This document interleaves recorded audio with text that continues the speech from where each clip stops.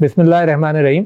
میں پاکستانیوں کو یہ بتانا چاہتا ہوں کہ کیا احتیاطی تدابیر کی جائیں اس بیماری سے جو چائنا کے اندر پھیلی اور اس وقت دنیا کے تقریباً 51 ممالک تک پہنچی۔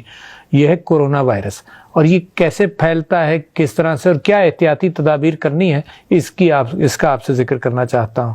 ایک تو یہ کہ جو شخص اس سے متاثر ہو جائے وہ جب چھینکے گا جو ہوا کے اندر اس کے چھینک کے قطرے جائیں گے، یا کھانسے گا تو ہوا کے اندر جو کھانسی کے قطرے جائیں گے، یہ انہی سے پھیلتا ہے، ہوا سے نہیں پھیلتا۔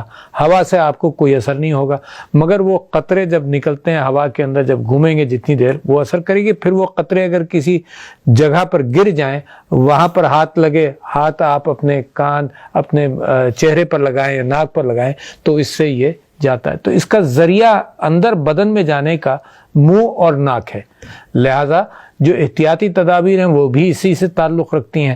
اگر احتیاط کرنے کا طریقہ یہ ہے کہ ایک تو ویسے بھی، اور پتہ نہیں چلتا 5-6 دن کہ کسی کو یہ بیماری ہے یا نہیں ہے، تو لہٰذا ہر شخص آج کل وہ عام احتیاطیں کرے جو ویسے بھی مسلمان کا طہارت کے اعتبار سے فرض ہے۔ ایک تو یہ کہ اپنے ہاتھوں کو وضو کے وقت اور اس کے علاوہ بھی دن میں زیادہ دھوئیں اور صابن سے دھوئیں، ایک تو یہ بات ہوئی۔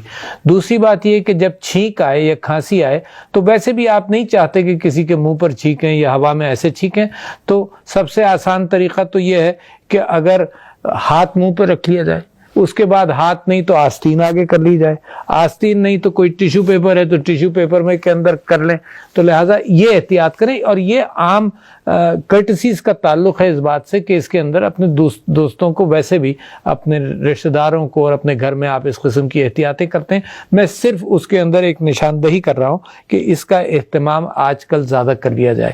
آپ کو پینک کرنے کی، گھبرانے کی بالکل ضرورت نہیں ہے۔ گھبراتے جب لوگ ہیں جب ان کو پتہ نہ ہو کہ ہے کیا، اور ان کو یہ پتہ نہ ہو کہ حکومت اور ادارے کیا کر رہے ہیں، تو میں یہ سمجھتا ہوں کہ اس میں کوئی گھبرانے کی بات نہیں۔ تو لہٰذا میں صرف یہ چاہتا ہوں کہ آپ احتیاطی تدابیر سمجھ لیجئے، اور اس کے اندر 98% لوگ جو ہیں وہ اس کو سروائیو بھی کر لیتے ہیں۔ تو پہلی بات تو یہ ہے کہ اس کی احتیاط کر لیں جو میں نے آپ کو طریقے بتائے، اور دوسری بات یہ ہے کہ جس زمانے میں اگر زیادہ پھیلے یا جو کچھ بھی ہو تو مجموعوں سے پرہیز کیا جائے کہ مجموعوں کے اندر ایکسپوجر نہیں ہو۔ تیسری چیز یہ کہ جب ہاتھ آپ زیادہ دھوئیں گے تو یہاں سے بھی آپ کو نہیں لگے گا، اور منہ پر نہیں ہاتھ لگائیں جب تک آپ دھو نہ لیں۔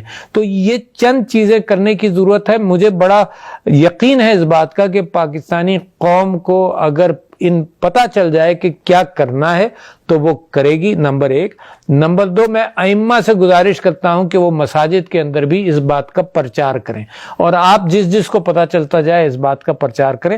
پاکستانی قوم کو اگر پتہ چل جائے گی، احتیاط کر لے گی، اور ہم دنیا کو دکھا سکتے ہیں کہ ہماری قوم کتنی اس معاملے میں، جب اس کو علم ہو گیا تو اس کے بعد احتیاط سے اس نے یہ وبا کو بالکل روک لیا۔